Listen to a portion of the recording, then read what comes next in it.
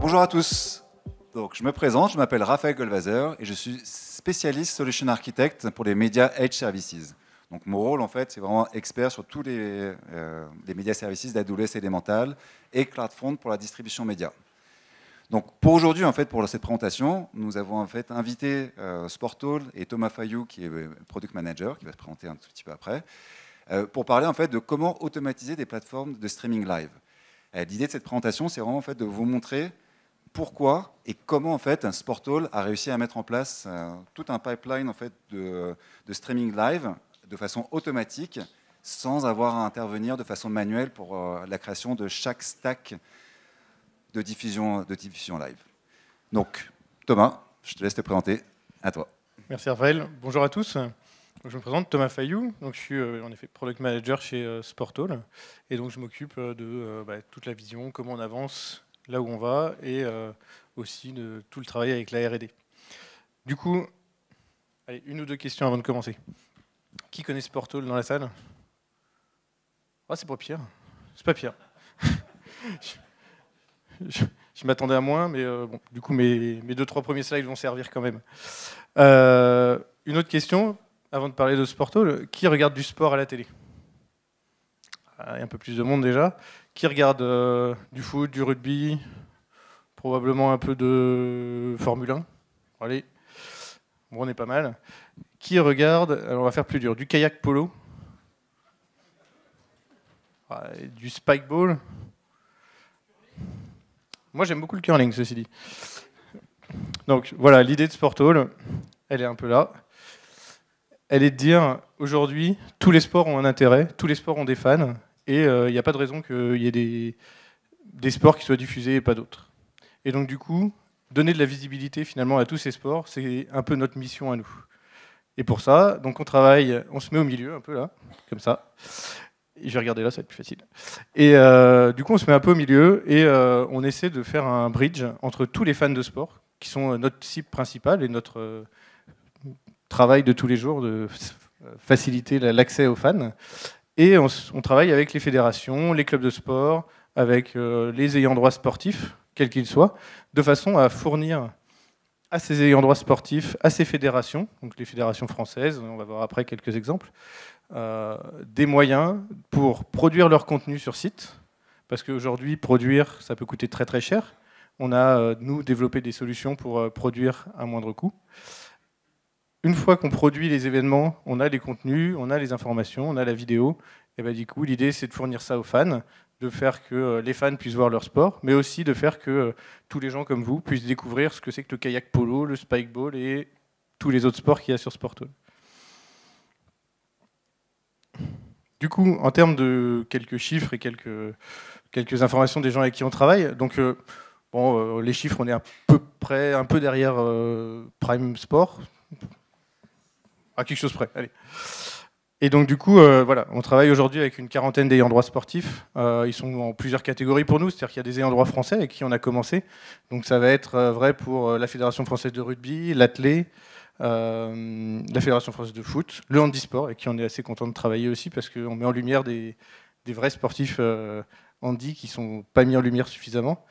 La natation, qui peut être le water polo, comme les compétitions de natation, quelles qu'elles soient.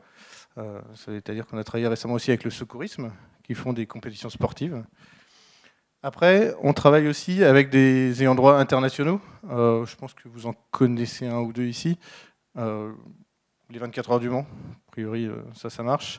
La société sœur, le WEC, qui est le championnat associé aux 24 heures du Mans. Donc ça fait partie des ayants droit premium avec qui on travaille.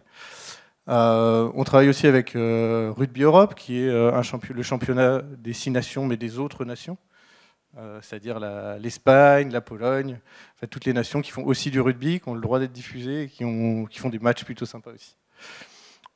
L'ANOC, qui est assez intéressant aussi, puisque l'ANOC, c'est l'association de tous les comités olympiques. C'est-à-dire qu'il y en a un en France, il y en a un dans tous les pays du monde. Et cette association regroupe tous les comités olympiques. Et donc il est aussi intéressant de pouvoir diffuser tous les sports qui sont des sports olympiques.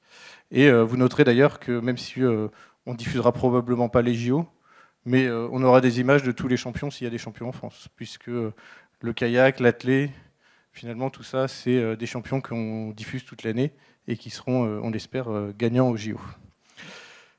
Sporthall, c'est aussi 1000 événements par an. Du coup, 1000 événements par an, ça veut dire une infrastructure pour pouvoir produire, diffuser, qui est quand même importante, et qu'on peut pas maintenir, qu'on peut pas gérer de façon manuelle. C'est-à-dire que moi, j'ai pas une équipe de 300 personnes pour aller démarrer un encodeur live chez AWS, le faire fonctionner et puis l'arrêter quand c'est fini. Du coup, ça va être un de nos défis, c'est comment est-ce qu'on produit et on diffuse ces 1000 événements par an. Mais c'est aussi 800 000 fans aujourd'hui. Et en fait, Sporthall, du coup, on fournit toute la captation, le back-end pour pouvoir diffuser, mais on fournit aussi tous les front-ends. C'est-à-dire qu'on a des front-ends qui sont à nous, Sporthall, qui va être une application web, une application mobile, mais on fournit aussi ces applications-là en marque blanche pour tous nos ayants droit, on va dire premium. On a aussi des marques chez nous, c'est-à-dire qu'on a créé aussi, de façon à fournir plus de visibilité sur certains sports, des verticales, donc une verticale de rugby, une verticale de futsal. J'imagine que vous avez regardé la finale où Laval a gagné la semaine dernière, le week-end dernier. Voilà. Donc en fait, voilà, Sporthall, c'est globalement tout ça. On travaille aussi avec des ayants droit privés, qui sont le Télégramme, qui est un journal, comment on appelle ça, du Finistère, pardon, et également avec des verticales pour du sport outdoor ou des sports de combat. Du coup, si on parle distribution maintenant, donc encore une fois, on est juste derrière Prime Video, mais pas loin. Du coup, c'est 1000 événements, c'est potentiellement plus qu'une chaîne. C'est-à-dire que sur un événement, on peut avoir plusieurs chaînes en parallèle. C'est-à-dire que si on diffuse un meeting de lutte, il va y avoir 4 tapis de lutte qui sont en parallèle. Du coup, nous, il faut qu'on soit capable de diffuser 4 tapis, 4 chaînes en parallèle. Donc aujourd'hui, c'est 1800 déploiements par an. C'est 4600 heures de vidéos générées par an à l'entrée et plus de 600 000 heures de vidéos à la sortie. Sur un an, c'est environ 1 péta 5, pardon, sachant que, à titre d'exemple, on sort des 24 heures du Mans. Sur les 24 heures du Mans, on avait un live plus 24 on-board, donc ça faisait 25 chaînes qui tournaient en parallèle. C'était plus d'1 téra de données qui ont été distribuées avec un nombre de connexions qui était assez inégalé sur notre plateforme en tout cas. Voilà. Donc pour faire tout ça, on avait quelques challenges. Mais avant ça, si ça marche, je vous ai fait une petite vidéo pour vous montrer ce que c'est que Sporthall pour ceux qui ne connaissent pas. Donc par exemple, on peut faire de la course de drone. C'est pas inintéressant. Et donc après, si on descend, on va retrouver nos matchs qui sont à venir, le top 10 avec les meilleurs moments du week-end passé ou de la semaine passée, nos verticales rugby, du freeride, on va dire ça. Et du coup, on retrouve ici aussi tous nos ayants droit. Et donc du coup, on peut venir aller chercher des sports spécifiques. Et l'idée, c'est vraiment que cette application, finalement, elle fournisse la capacité d'aller voir n'importe quel sport. Et donc en quelques clics, on se retrouve en montagne. L'écran est grand, c'est plutôt sympa. Et du coup, on est capable de venir diffuser des événements sportifs, quels qu'ils soient, avec des vrais sportifs, parce que je ne le ferai pas, ça.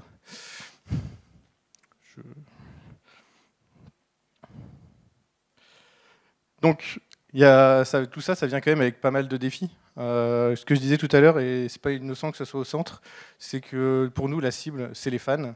Il faut qu'on fournisse la meilleure expérience possible aux fans. Et du coup, il faut fournir des lives de qualité. Ça veut dire qu'il faut que la réception soit bonne, il faut que l'encodage soit bon, il faut que la distribution soit bonne. Et du coup, on a trouvé en AWS un bon partenaire là-dessus. On est aussi des équipes qui ne sont pas staffées avec des dizaines et des dizaines de personnes. Donc du coup, notre défi aujourd'hui, c'est de dire comment est-ce que je gère 50 lives de plein de sports différents avec 2 personnes sur un week-end. Eh ben, j'automatise. C'est la bonne réponse à chaque fois. On a beaucoup d'ayants droit, donc l'idée c'est qu'il nous faut un système qui est multi-tenant. Donc ça c'est important puisque chaque ayant droit doit avoir son environnement, ses contenus, ses lives, ses VOD, et aussi ses propres chaînes dans AWS, de façon à ne pas impacter les autres en cas de problème sur une des chaînes. On a aussi une condition qui était importante pour nous, c'était que quand on a créé ce workflow avec AWS, il fallait qu'il soit complètement autonome. C'est-à-dire qu'il fallait que, par exemple, si notre plateforme tombait, c'est jamais arrivé. Et ben, il faut que le live soit fourni. Il faut qu'on soit capable de fournir le live, et donc il ne faut pas qu'il y ait d'impact. Il faut que le système il puisse démarrer, s'arrêter tout seul, sans que la plateforme soit branchée à lui. Ça, c'était vraiment une condition importante. Et enfin, le dernier, c'est aujourd'hui, on voit bien que tous ces sports-là, ils sont peu connus. Une bonne façon de les faire connaître, c'est de faire des clips et de les envoyer sur les réseaux sociaux. Donc il fallait aussi que le workflow qu'on a conçu, il puisse envoyer des clips facilement vers des réseaux sociaux. Et donc là, on travaille avec un partenaire qui s'appelle Wineboka. Donc si on rentre un peu dans le détail, donc du coup, Sportal, ce que je disais tout à l'heure, c'est un back-office. L'admin qui est là-haut, il est ou un admin chez Sportal, mais notre but en soi, c'est quand même d'avoir des admins qui sont finalement qui proviennent des fédérations, des clubs, de façon à ce qu'ils soient complètement autonomes et qui viennent créer leurs événements, qui viennent gérer leurs lives. C'est vraiment notre but, de façon à ce qu'on leur fournisse une plateforme, mais qu'eux viennent en faire l'utilisation. Tout ça, c'est câblé donc, avec AWS pour toute la partie vidéo, que ce soit live, VOD. Et enfin, il y a ici les applications pour les fronts, pour les fans qui sont derrière moi. Et donc les réseaux sociaux également. En termes de déploiement, il y a 3 grandes étapes. C'est-à-dire que l'admin, qui soit Sportal ou l'admin de la fédération, va venir créer son événement dans le back-office chez nous. Cet événement-là, il va créer, en fait, finalement, il va prendre une chaîne en compte et il va venir utiliser cette chaîne-là et la bloquer pour cet événement-là à ce moment-là. Et derrière, tout un cycle de vie de cette chaîne va avoir lieu. Donc, c'est-à-dire que là, tout ce qui est stocké va être automatiquement lu et utilisé par le workflow dans AWS. C'est pour ça qu'il n'y a plus de lien en fait, à ce moment-là entre la plateforme et le workflow AWS. Et du coup, le système va démarrer et lire et gérer le live tout seul, sans qu'on ait besoin d'un lien avec la plateforme. Donc la chaîne va se déployer. Et avec l'aide de CodeBuild, de CloudFormation, on va être capable de venir déployer la chaîne, refaire un état dans la plateforme Sportal. Et là, l'utilisateur va pouvoir gérer tout seul ses événements. Donc si on rentre un peu dans le détail, l'idée c'est que à ce niveau-là, on a vraiment le moteur du système Sportal. Donc c'est le lien avec le back-office qui se fait via Amazon Gateway. Et derrière, tout est stocké dans Dynamo, qui va lui permettre à une lambda de venir vérifier s'il y a des lives à démarrer, s'il y a des chaînes à déployer. Et du coup, la step function va venir déployer ces chaînes au moment venu et les supprimer le moment venu également. Ce qui est un peu intéressant, c'est que ça, ici, ça représente une stack de diffusion vidéo. Donc quand je disais tout à l'heure au Mans, on avait 25 chaînes qui tournaient en parallèle, on avait 25 fois ça en parallèle au Mans. Mais automatiquement. Ça a été déployé quand on en a eu besoin, ça a été supprimé quand on n'en avait plus besoin. Donc soit 26 heures plus tard, un truc comme ça.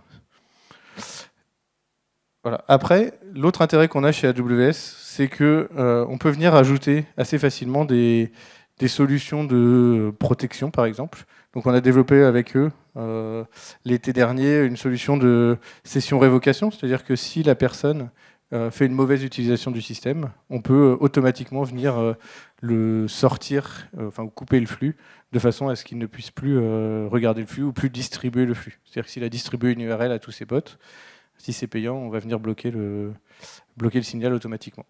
Et donc ça, ce qui est assez intéressant, c'est que du coup, on est passé pas mal à CodeBuild, on est passé sur du serverless, et finalement tout ça, c'est assez simple à mettre en œuvre, parce que tous les outils existent finalement dans AWS. En termes de déploiement, aujourd'hui, donc c'est ce que je disais, on est passé pas mal sur CDK. CDK, c'est vraiment efficace en termes de gestion de déploiement, de gestion de l'infrastructure. On a encore un peu de Terraform qui traîne, droite à gauche, notamment pour du réseau. Mais l'idée, c'est que ça disparaisse à terme, parce que finalement, CDK et son intégration dans AWS et dans le système complet est vraiment intéressant. Bon.